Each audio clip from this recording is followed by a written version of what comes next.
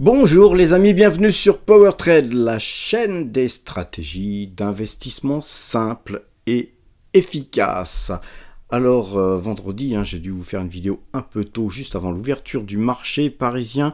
Donc aujourd'hui dimanche, je rattrape un petit peu ce qui n'a pas été fait vendredi soir, puisque samedi je vous avais fait une autre vidéo. Alors allons voir le portefeuille PowerTrade immédiatement. Et ce portefeuille, vendredi, par rapport à jeudi, il a perdu 0,74%. La variation du jour était de moins 8367 euros. C'est une mauvaise journée, cette journée de vendredi. Mais le résultat annuel reste toujours en positif. Nous sommes à plus 1,93% de hausse depuis le début de l'année. Et donc depuis le 1er janvier 2024, c'est 21 877 euros qui ont été donc gagnés. On se bat les amis, on se bat bec et ongle pour rester dans le vert positif dans un marché particulièrement difficile, surtout que nous sommes beaucoup investis sur les valeurs de l'énergie, comme Total Energy qui représente 49,90% de l'ensemble de nos allocations d'actifs. Cependant, nos espèces restent toujours élevées, puisque nous avons 170 880 euros d'espèces. Alors allons voir sur TradingView immédiatement pour voir comment se comportent déjà les indices. Le CAC 40, vous savez qu'on est sur une zone difficile, là ce trend rouge est vraiment un support important. Si on le cassait, on irait, je pense, aisément à 7288. Et si on cassait 7288 qui, je vous le rappelle, est le canal haussier, beaucoup plus long terme.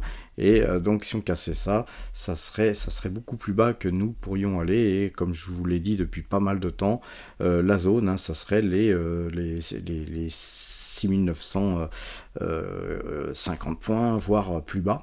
En tout cas, ça représente une zone ici où on peut aller, car rappelez-vous, on a vraiment un graphique qui retrace tout ce qui avait été retracé dans cette hausse.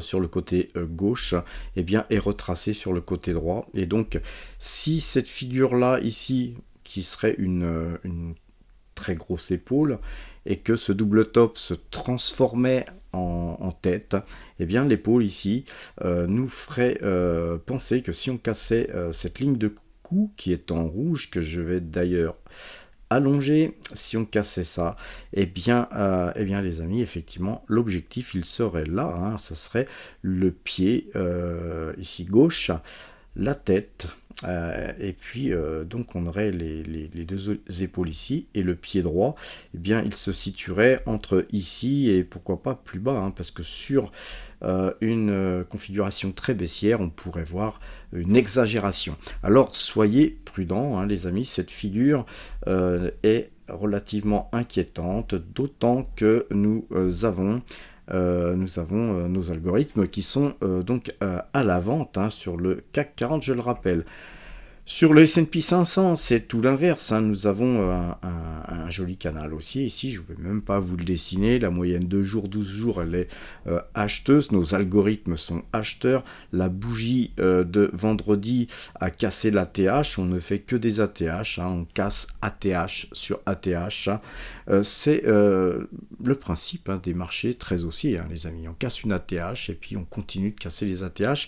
C'est pourquoi quand une ATH est cassée, pour moi, c'est un signal d'achat, même si on se trompe de temps en temps, puisque parfois les ATH sont brièvement cassés pour repartir vers le bas. Mais globalement, en général, les occurrences sont que quand on casse une ATH, c'est très puissant, puisque tous ceux qui étaient en position n'ont plus de raison de vendre, puisqu'ils ne sont pas scotchés et qu'ils ne revoient pas leur cours. Et donc, ils ont plutôt espoir de voir encore plus haut. Et donc, peu de gens sont enclins à vendre, sauf ceux qui en profitent pour prendre des bénéfices et qui pensent que c'est un plus haut et donc on ira plus bas parce que le plus haut est atteint et que c'est fini. Non, quand un plus haut est atteint, c'est pas forcément fini. Alors ce S&P 500, en tout cas, il est extrêmement haussier. Le Brent, lui, il est toujours orienté à la baisse. cette moyenne 2 jours, 12 jours sur le Brent, on va rester en clôture, hein. Il est toujours acheteur, hein, mais la bougie n'est pas belle. Là, on n'a pas de bougie, hein, sur ce graphique, mais c'est pas beau. Et globalement, les amis, hein, sur le marché du pétrole, c'est pas la joie. C'est le moins qu'on puisse dire. Sur l'or, c'est très haussier. Ceci dit, on a une phase de baisse sur l'or avec un croisement en moyenne 2 jours, 12 jours, et on est toujours à l'intérieur de ce canal jaune qui, je vous le rappelle, est pour moi la normalité, hein, du graphique de l'or. Quand on est à l'intérieur de ce canal, c'est donc normal. Après, donc si c'est normal, on devrait continuer à monter, hein. Et par contre, quand on en sort aussi bien par le haut que par le bas, eh bien pour moi c'est une anormalité, et puisque c'est anormal, nous effectivement nous essayons d'acheter en dessous de ce canal. Mais après voilà, hein, quand un marché est très haussier, parfois on sera peut-être amené, et puis nous on joue sur les mines d'or, hein, les amis. Sera peut-être à acheter des mines d'or dans une configuration où on serait dans ce canal, mais avec un croisement de moyenne mobile 2 jours, 12 jours à l'achat, ce qui n'est pas le cas actuellement, puisque l'or est passé vendeuse avec la moyenne 2 jours, 12 jours. Concernant notre portefeuille, alors là, nous avons un portefeuille où, vous le voyez, hein, ici, on a majoritairement des baisses, hein, tout est dans le rouge, mis à part quelques valeurs, et on va déjà commencer par voir surtout les valeurs qui sont dans le vert, et notamment Tesla qui gagnait 8,19%. J'ai eu des commentaires aussi qui me disaient qu'est-ce qu'on fait sur Tesla, etc. Bien sûr qu'on conserve Tesla, on ne va pas vendre dans un marché hyper haussier. Elon Musk est un proche du président des États-Unis. Je pense que Tesla va bénéficier bien sûr des largesses de ce président, et donc Elon et Trump vont être, je pense, un couple durant au moins quelques temps, hein, puisque des fois les couples se font et se défont, mais en tout cas, Donald Trump doit beaucoup à Elon Musk, et je pense que Donald Trump, il apprécie vraiment Musk pour tout ce qu'il fait pour les États-Unis, car imaginez que effectivement, nous manquons de personnalités de cette sorte en France, hein, puisqu'on a personne de la trempe de Musk en France. Tout ce qu'on sait en France, c'est critiquer ce monsieur parce que patati, parce que cela, etc. C'est un petit peu comme Donald Trump, il est aussi critiqué. D'ailleurs, vous avez vu, les médias ne juraient que par l'adversaire de Donald Trump. Pour les médias français, Trump ne pouvait pas être élu. C'est un petit peu le Front National, le Rassemblement National maintenant, qu'il faut appeler américain, hein. Donald Trump, il est vu par certaines personnes, et surtout par des personnalités françaises, il est vu comme un fasciste, hein, tout simplement. Enfin, pour moi, il est tout simplement un personnage qui aime son pays, c'est un businessman, et puis il a ses travers, hein, il a une façon de parler qui ne plaît pas à tout le monde, peut-être à l'image de la mienne, hein, parfois je ne plais pas non plus à tout le monde, et on ne peut pas plaire à tout le monde, hein, de toute façon c'est ainsi les amis, et donc que ceux à qui on ne plaît pas, qu'ils aillent se faire foutre, et puis point barre. En tout cas, n'en déplaise à tous ces gauchos en France, il a été élu démocratiquement, et donc voilà, point barre, et on va devoir faire avec. Alors moi, c'est sûr que mon portefeuille, il n'est pas à la noce, hein. Moi, j'ai applaudi l'élection de Donald Trump d'une façon idéologique. Maintenant, j'avais moi un intérêt à ce qu'il ne soit pas élu, car mon portefeuille est principalement axé sur des valeurs françaises, et il est aussi quand même assez investi sur Pernod Ricard, qui va être taxé. Et moi, je comprends très bien, hein, qu'un gouvernement comme les États-Unis ait l'envie de taxer toute importation qui arrive sur son sol, car le slogan, hein, de Donald Trump, c'est America first. Et donc, moi j'aimerais bien qu'on ait un président qui dise aussi la France d'abord, et les Français d'abord. Alors donc on n'est pas du tout nous dans cette logique-là. Donc après, c'est vrai que mes paroles vont certainement déplaire à certaines personnes. Eh bien, s'ils déplaisent, ils déplaisent. Mais en tout cas, je pense qu'on ne peut pas taxer de fasciste ou de raciste quelqu'un qui aime son pays. Tout simplement, c'est ma vision. Alors, Tesla monte beaucoup et je pense qu'elle montera encore. Pourquoi ? Premièrement, comme je le disais, parce que c'est une société qui fait de beaux produits, elle a des beaux projets. Il n'y a pas que les voitures chez Tesla, il y a le secteur de l'énergie, il y a la robotique, et je pense qu'il y a un grand avenir dans ce secteur. Ça, c'est le premier point. Deuxième point, comme je l'ai dit, il y avait Elon Musk qui a participé aux élections et permis à Donald Trump d'acquérir le pouvoir. Donc Donald Trump est redevable en quelque sorte. Et aux États-Unis, c'est pas comme en France. Les gens ouvertement ne se cachent pas, on est dans le business, vas-y, je te dois quelque chose, tiens, prends. Et en France, ça serait complètement inconcevable. Je dis pas que c'est bien, mais c'est comme ça. Et donc, une des façons de remercier Elon Musk, c'est tout simplement d'intervenir pour lui autoriser tout simplement la circulation de ces robots taxis, parce que en fait, ce qui va freiner la circulation de ces robots taxis, c'est tout simplement des normes et puis des autorisations qui pourraient ne pas être données. Et donc, vous avez beau faire les plus beaux robots taxis du monde, si vous n'avez pas les autorisations pour les faire circuler, eh bien votre projet ne marchera pas. Et donc, je pense que effectivement, ça va certainement se passer comme ça, avec du retard. Certainement, on critique le retard d'Elon Musk ici ou là, mais souvent on occulte là où il est en avance. Mais encore une fois, c'est souvent les journalistes français qui ont cette vision assez détestable, dois-je dire, de critiquer à chaque fois qu'ils peuvent des personnes qu'ils n'apprécient pas. Alors, en tout cas, Elon Musk, il gère, je crois, 6 sociétés, à lui tout seul, et puis c'est pas des petites sociétés comme la mienne ou les vôtres, les amis, si vous avez des sociétés. Vous qui gérez des sociétés, vous devez savoir ce que c'est. Et en gérer 6 de cette taille, c'est proprement inhumain. Donc Elon Musk est quelqu'un d'inhumain. C'est quelqu'un qui fait des choses complètement incroyables. C'est partout où il va, des réussites.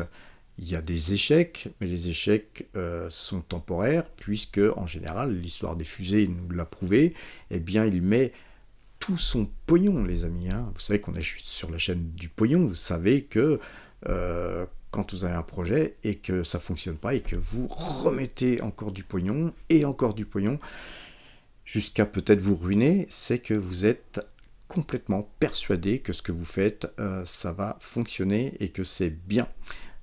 C'est ce qui nous manque en France. Les gens, dès le premier échec, souvent, eh bien, ils baissent les bras, ils ferment la société, ils s'en vont, ils retournent trouver du travail, etc. Les amis, quand je vois Elon Musk, je me retrouve parfois à une microscopique échelle. Tout ce que j'ai fait, ça n'a pas toujours marché tout de suite, et il a fallu persister, insister, un petit peu comme aujourd'hui. Quelqu'un comme moi qui est très investi sur le pétrole, je pourrais tout vendre et dire je vais acheter du S&P 500, il y en a marre, il n'y a que ça qui marche, etc. Non, les amis, le S&P 500, il est à des niveaux de valorisation très hauts, il peut encore monter, je pense qu'il continuera à monter, mais les risques, le rendement risque, les amis, il faut le peser. Les risques de voir le S&P 500 baisser est beaucoup plus grand que le risque de ne pas voir le marché pétrolier remonter. Donc vous voyez, je préfère conserver mes positions. Et ceci dit, voilà, mes positions se portent pas si mal grâce aussi à Tesla, à GTT qui montait encore.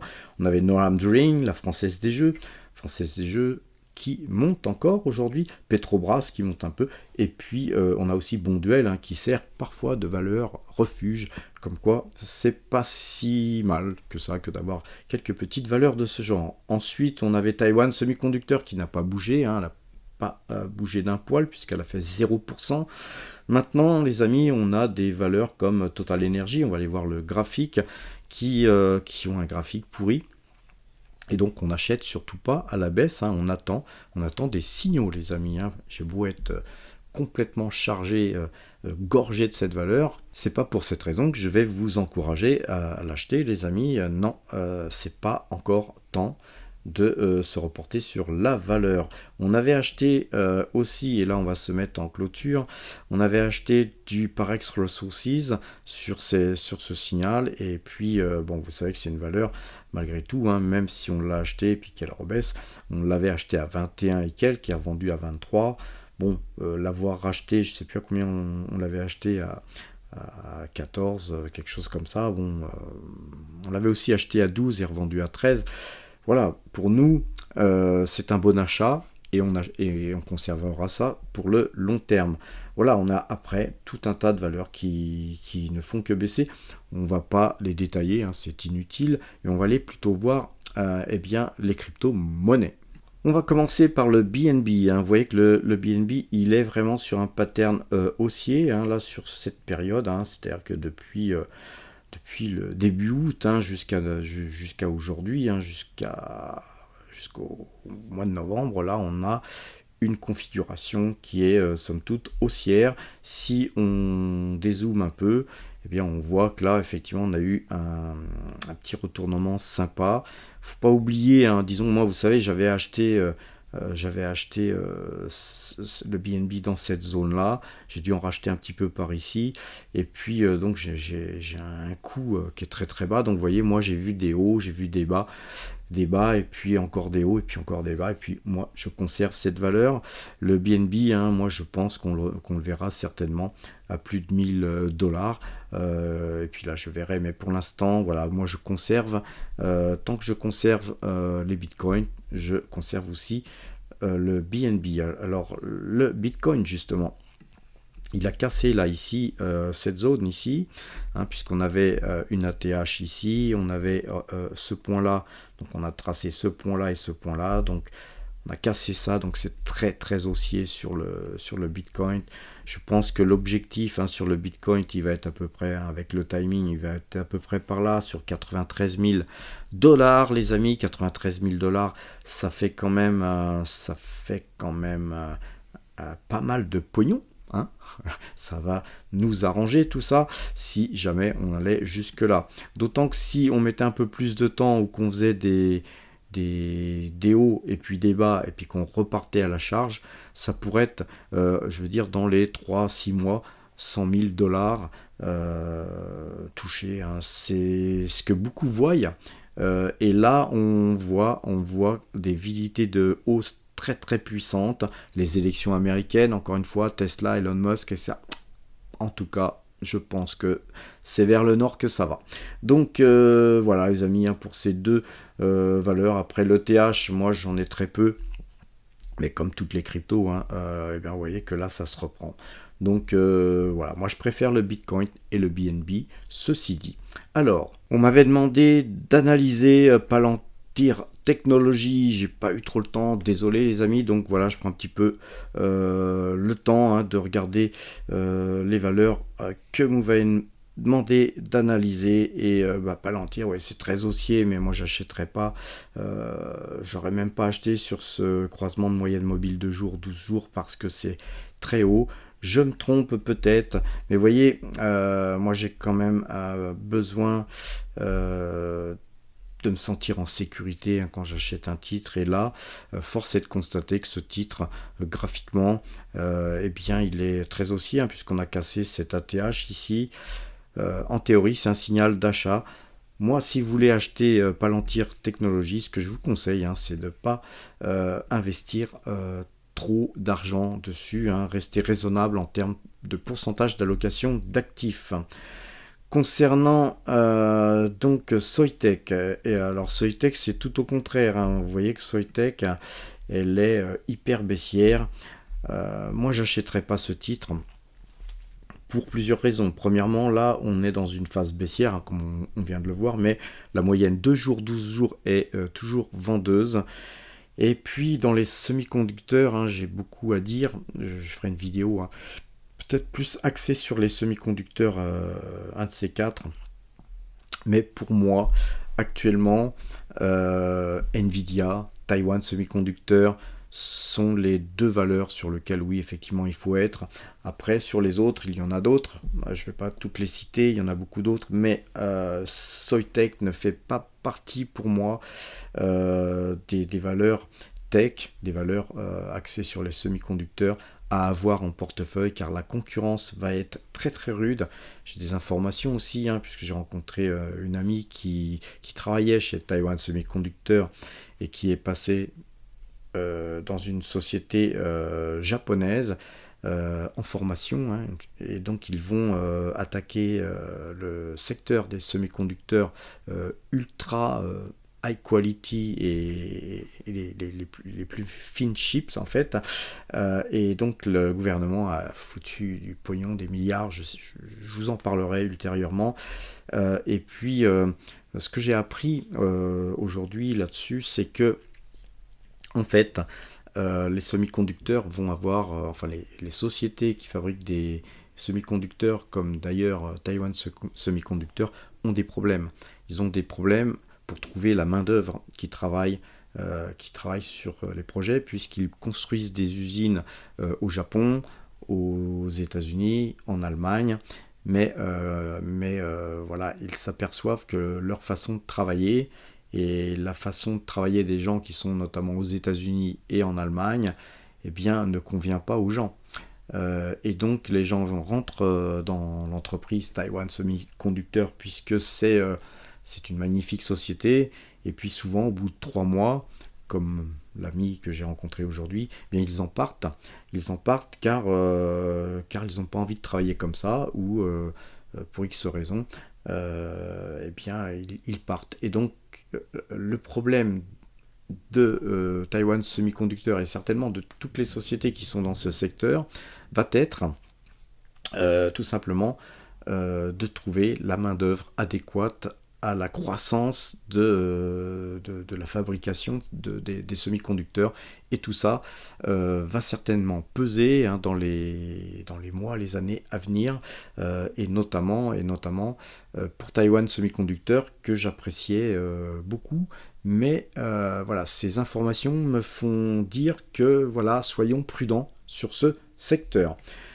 Alors, ST Microélectronique a une valeur qu'on a en portefeuille, beaucoup mieux que Soitec, dirais-je, mais ceci dit, dans le même cas, phase très très baissière, et puis dans un secteur moins prestigieux que Taiwan Semiconductor et Nvidia.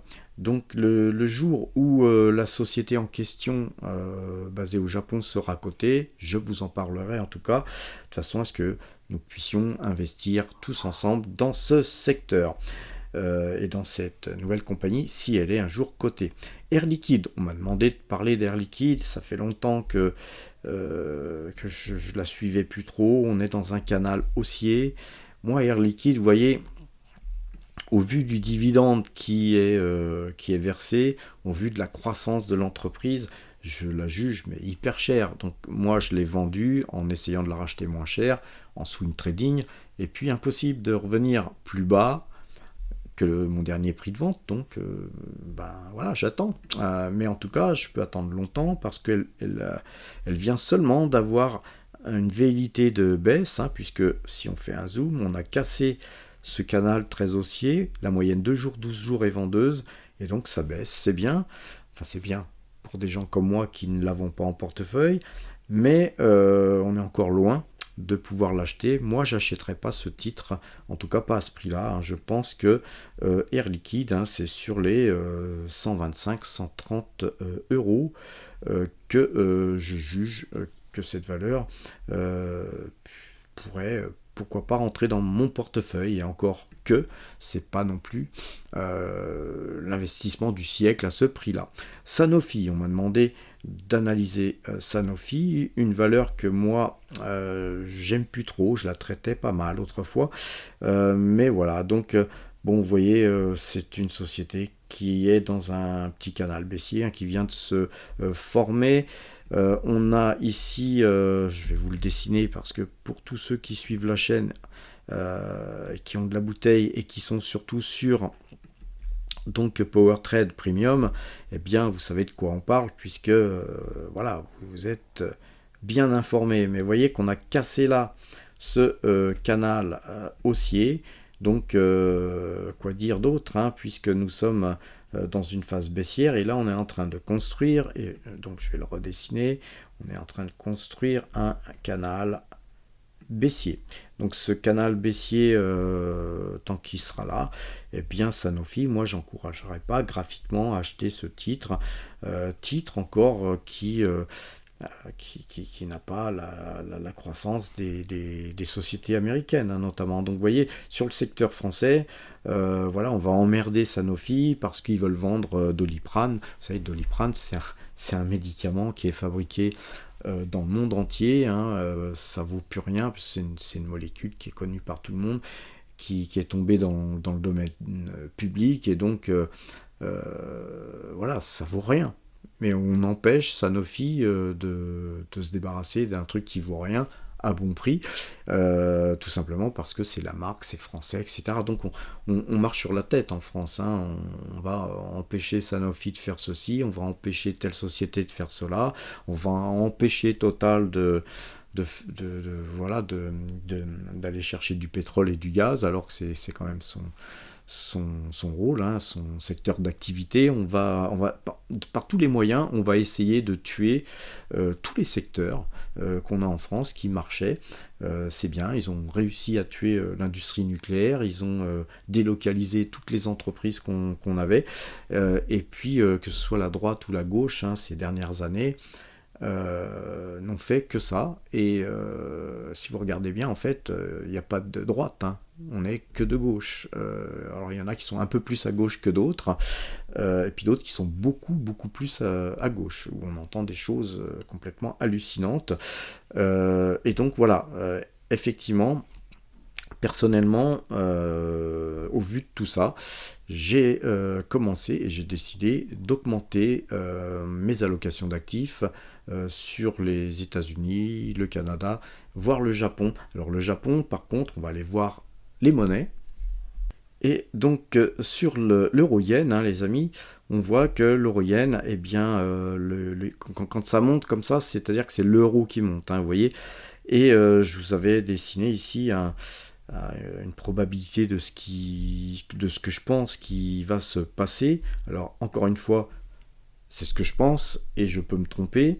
Et sur les monnaies surtout, personne ne peut anticiper l'avenir tel que Charles Gave, hein, qui prévoit des prix. Là, c'est une prévision graphique. Mais rien n'est acquis, les amis. Tout ce qu'on voit sur le yen, si on fait du long terme, ici je vous ai tracé toutes les résistances importantes. Et puis donc, hein, c'est Fibonacci, hein, tout ça. Et puis donc là, on est pile poil sur ce trend ici, le bleu, hein, et je pense qu'on va casser ça vers le haut. Maintenant, ici, ça a bien résisté. Vous voyez, une fois, deux fois. On est dans ce canal ici qui est haussier. Mais quand le canal est haussier, c'est-à-dire que le yen est baissier, puisque c'est l'euro qui monte. Et tant qu'on sera dans ce canal haussier, les amis, eh bien, je persiste à penser qu'on va aller plus haut. Et donc, pour moi, j'ai aucun intérêt à vous dire que le yen va aller ici ou là, parce que dans les deux cas, moi j'ai une stratégie. Premièrement, si le yen s'appréciait et revenait sur des zones comme ici, hein, si on cassait ce support ici, si on arrivait ici, sur les 141, eh bien, moi j'ai un business, hein, je vends au Japon, j'exporte au Japon, eh bien mon business irait beaucoup mieux. Donc moi j'ai intérêt à ce que le yen, j'ai intérêt en fait à ce que Charles Gave ait raison pour que mon business aille mieux. Par contre, dans le cas où moi j'ai raison par rapport à ce que je vois graphiquement, parce que graphiquement il faut regarder ce qu'on voit et pas ce qu'on veut voir, parce que sinon on n'a pas besoin de regarder les graphiques, on peut tout simplement dire le yen ira là et puis point barre, c'est ce que je dis et puis point barre. Bien non, moi je vois que si on continue comme ça, on va casser ce train bleu ici, et ce train bleu il vient de loin, et pour le voir on va se mettre donc en monthly, et donc en monthly, quand on est en monthly, on verra mieux ma vision. Parce que là, vous voyez, c'est un graphique qui date de 1971. Et on voit que dans les années 70-80, le Japon a été très très bien économiquement, et que le yen, il était à 285. Donc il était hyper sous-évalué. Et c'est pour ça qu'ils nous vendaient des marchandises à l'époque à des prix dérisoires, et en plus des produits de très bonne qualité, ce qui a fait la richesse du Japon d'aujourd'hui. Et puis ensuite, la crise est venue et l'immobilier s'est écroulé, etc. Beaucoup de choses ont été très mal au Japon. Preuve en est, c'est que l'immobilier peut s'écrouler aussi, les amis. Tous ceux qui ne jurent que par l'immobilier, n'oubliez pas de diversifier.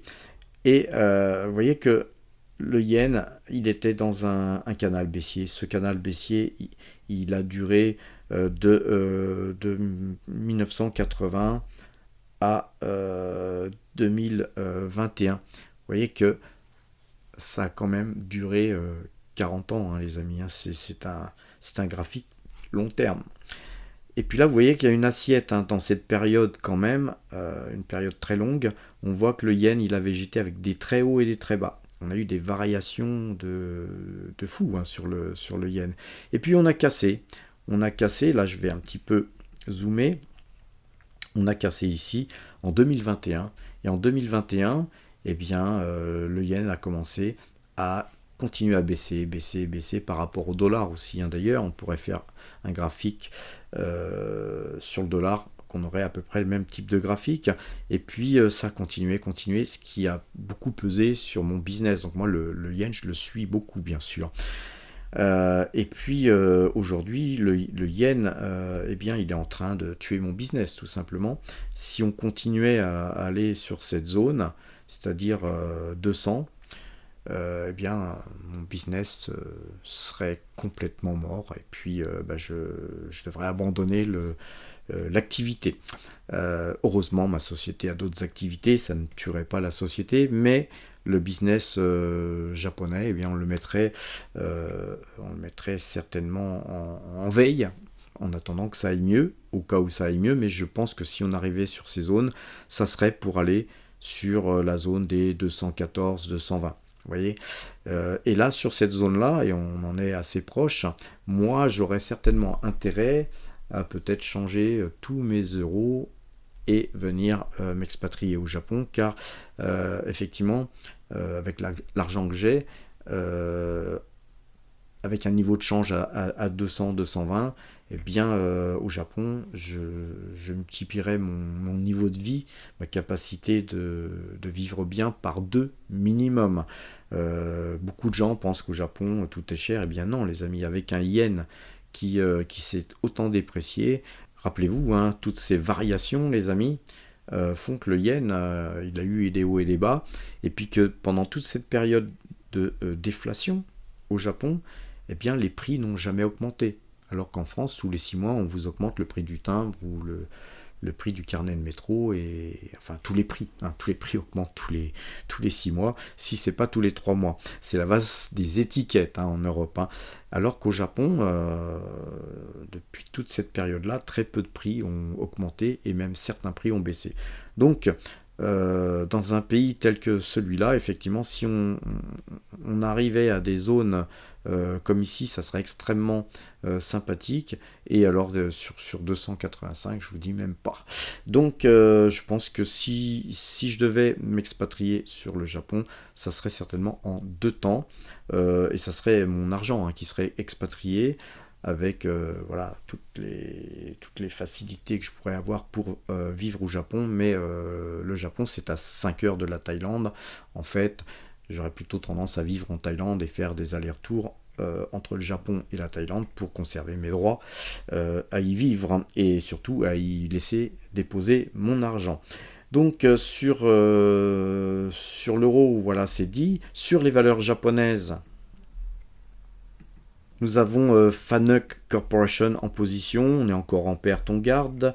On avait Toyota, alors Toyota je la lorgne aussi, car Toyota, eh bien, elle a investi dans le secteur des semi-conducteurs, dans la société dans laquelle je vous parle. Et vous voyez que Toyota, elle avait cassé son range donc baissier. Je vous rappelle que là, on est toujours en monthly.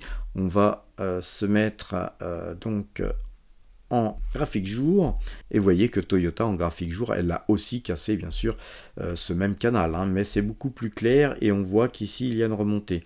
Alors Toyota ainsi que Tesla sont pour moi les deux constructeurs qui devraient rester vivants dans ce monde, car ce sont les deux seuls constructeurs qui ont une réelle vision de l'avenir. Toyota, c'est, n'oubliez pas, hein, le premier constructeur qui a fait des véhicules hybrides et des véhicules qui fonctionnent et qui fonctionnent très bien. C'est beaucoup de recherches sur les voitures qui devraient rouler à l'hydrogène. Il y a déjà des voitures qui roulent à l'hydrogène, notamment des taxis parisiens, les amis. Et Toyota, hein, c'est un très très gros constructeur, bien géré. Et le yen, s'il continue à se déprécier, eh bien tout simplement, ça va favoriser Toyota. Par contre, les constructeurs européens, les amis, on n'y touche pas. Peut-être que je me trompe, hein, mais mieux pas se brûler à ça, à mon avis. Alors voilà, on a beaucoup de valeurs hein, qui montent, qui baissent, mais voilà, le secteur japonais, je vous laisse étudiez vous-même, je vous ferai une vidéo certainement à cet effet dès que je peux. Voilà les amis, je vais sur ces bonnes paroles vous souhaiter une bonne fin de soirée. Il y a une vidéo là, donc juste après, hein, dans un cabaret japonais, vous allez voir c'est assez marrant et je vous en dirai certainement un peu plus, un de ces quatre là-dessus. À très bientôt les amis, portez-vous bien.